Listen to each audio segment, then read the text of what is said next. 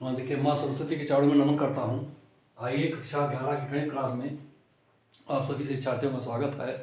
देखें, आज आप पढ़ रहे हैं समित संख्या तथा द्विघात व्यापक समीकरण, द्विघात समीकरण यानी complex number and quadratic equation, द्विघात समीकरण, समित संख्याएं तथा द्विघात समीकरण, चैप्टर 5, कक्षा 11, NCERT। देखिए, X square plus one is equal to zero समीकरण का कोई वास्तविक हल नहीं है, क्योंकि एक्स स्क्वायर इजकल टू -1 या एक्स बराबर अंडर रूट -1, परंतु सभी वास्तविक संख्या का वर्ग ऋणात्तर होता है। क्योंकि सभी वास्तविक संख्याएं का जो वर्ग करते हैं, चाहे वो ऋण संख्या हो चाहे धन संख्या हो, उसका वर्ग ऋण से एक इतर संख्या धनात्मक आती है, ऋण नहीं हो सकता है। तो ऋणात्तर का मतलब ऋण से अलग संख्या होती है, धनात्मक होती है। अतः वास्तविक संख्या प्रणाली को बृहत प्रणाली के रूप में आगे बढ़ाने की आवश्यकता है, जिससे एक्स स्क्वायर इजकल टू -1 का हल प्राप्त हो सके। वास्तव में समीकरण X square plus B X plus C is equal to zero का हल प्राप्त करना मुख्य उद्देश्य है। X is equal to minus B, ध्यान दें इधर, X is equal to minus B plus minus under root B square minus 4ac/2a के मूल डी बराबर D is equal to B square minus 4ac is less than zero की स्थिति में मूल अधिकल्पित होते हैं। जब स्थिति डी की यह बनती है कि जो जीरो से छोटा हो बी स्क्वायर माइनस 4ac, तब मूल क्या होते हैं? अधिकल्पित स्थिति में होते हैं। इस प्रकार x equal to under root -1 equal to I अधिकल्पित है। समित संख्या क्या होती है ये देखिए। अब तो ये अधिकल्पित मूलों की स्थिति में आता है। अब इसी अधिकल्पित मूल की स्थिति को अध्ययन करने के लिए समित संख्या का उद्भव हुआ है। उसका उद्भव होना एक ही अधिकल्पित मूल है समीकरण का, जिसके कारण समित संख्या का उद्भव होना आवश्यक था। वह संख्या जिसमें वास्तविक संख्या तथा अधिकल्पित संख्या का योग अंतर हो, समित संख्या कहलाता है।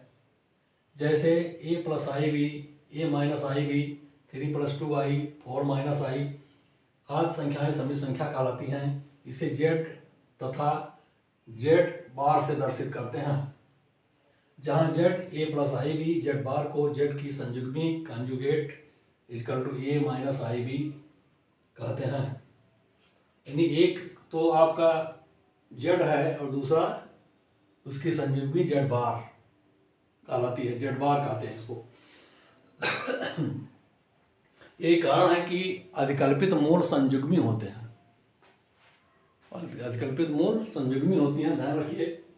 कभी भी अधिकल्पित मूल निकलता तो संयुग्मी अवस्था में होगा। दोनों ही समित संख्याएं हैं। इसमें a वास्तविक भाग है जिसे REZ तथा b काल्पनिक भाग है जिसे IMZ कहते हैं, यह कहलाता है। यदि z बराबर 2 + 5i है तो REZ बराबर 2 होगा और IMZ बराबर 5 है। दो समित संख्याएं समान होंगी यदि उनके वास्तविक और अधिकल्पित भाग अलग अलग समान हो। जैसे z1 is equal to a plus I B है, z2 is equal to c plus I D है, तो z1 बराबर z2 के लिए आवश्यक है a बराबर c हो, b बराबर d होगा। देखिए, तो आप ये जान गए कि दो समित संख्याएं समान होंगी यदि उनके अधिकल्पित और वास्तविक भाग अलग अलग बराबर हों। ये प्रमेय है, ध्यान रखिएगा, कभी जरूरत पड़ सकती है। आइए समित संख्याओं का बीजगणित अलजेब्रा ऑफ कॉम्प्लेक्स नंबर। पहला योग, z1 तथा z2 दो समित संख्याओं का योग, जहां z1 is equal to a plus I B तथा z2 is equal to c plus I D, तब z1 plus z2 is equal to a plus c plus I into b plus D का योग एक समित संख्या है। यानी दो समित संख्याओं का योग एक समित संख्या प्राप्त होगी। आगे चलिए, समित संख्याओं के योग तथा योग निम्न प्रगुण को संतुष्ट करते हैं। कौन कौन प्रगुण है? इनके योग किन किन प्रगुण को संतुष्ट करता है? देखिए, पहला संवर्ग नियम, z1 प्लस z2 बराबर z समित संख्या है, जैसे ऊपर दिखाया गया। ऊपर देखिए वही है, z1 प्लस z2 एक समित संख्या प्राप्त हुई है। दूसरा क्रम विनिमय का नियम, z1 प्लस z2 बराबर होगा z2 प्लस z1। तीसरा आश्चर्य का नियम, z1 plus z2 plus z3 बराबर होगा z1 plus z2 plus z3। ऐसे योगात्मक तस्मक है z plus 0 is equal to z, जहाँ जीरो प्लस आई जीरो शून्य समित संख्या है, यानी ये जीरो जो जोड़ा गया है क्या है, समित संख्या जोड़ी गई है, जिसको हम इस तरीके से लिखते हैं जीरो प्लस आई जीरो। पांचवा देखे योगात्मक प्रतिलोम, यदि z is equal to A plus I B तो minus Z equal to minus A plus I into minus B, इसका योगात्मक प्रतिलोम होगा, अर्थात z प्लस माइनस जेड बराबर होगा जीरो के, z का योगात्मक प्रतिलोम कहलाता है। यानी वह संख्या, वह समित संख्या जो समित संख्या में जोड़ने से मान शून्य कर देता हो, वो योगात्मक प्रतिलोम कहलाता है। अब आता है अंतर, z1 minus Z2 is equal to Z1 plus minus Z2 से अंतर परिभाषित है, जैसे a plus I b plus minus c plus I into minus d बराबर a minus c plus I into b minus d भी एक समित संख्या है। अंतर देखिए, अंतर भी समित संख्या होती है। बी खंड देखिए इसका, ये तो आपने देख लिया योग का प्रगुण क्या होता है, समित संख्या के गुणन का गुणन देखिए इसका, यदि z1 बराबर a plus I B, z2 बराबर c प्लस आई डी, तब z1 इंटू Z2 बराबर होगा a plus I B into C plus I D is equal to A C minus B D into B C into I plus plus I into B C plus A D, I B C plus A D.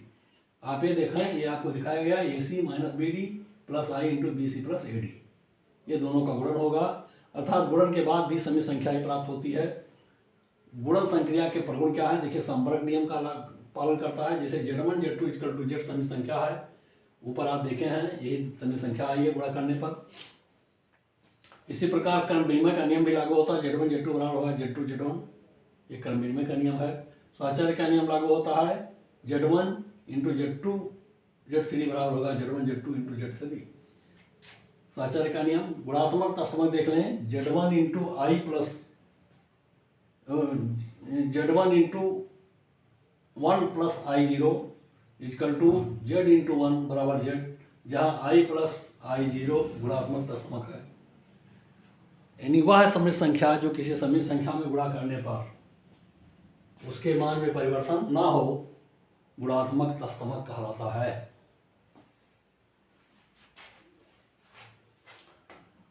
गुणात्मक प्रतिलोम, z का गुणात्मक प्रतिलोम z inverse है, जहाँ z into Z inverse बराबर होगा z into 1 by Z is equal to 1। पंटन का नियम लागू होता है, z1 into Z2 plus Z3 is equal to z1 Z2 plus z1 Z3 होगा, डिस्ट्रीब्यूटिव लॉ लागू होता है। समित संख्या का भागफल z1 बटे Z2 is equal to z1 into 1 by Z2 बराबर, जहाँ Z2 is equal to not zero है, यानी Z2 शून्य ना हो तो z1 बटे Z2 एक समित संख्या प्राप्त होगी। धन्यवाद।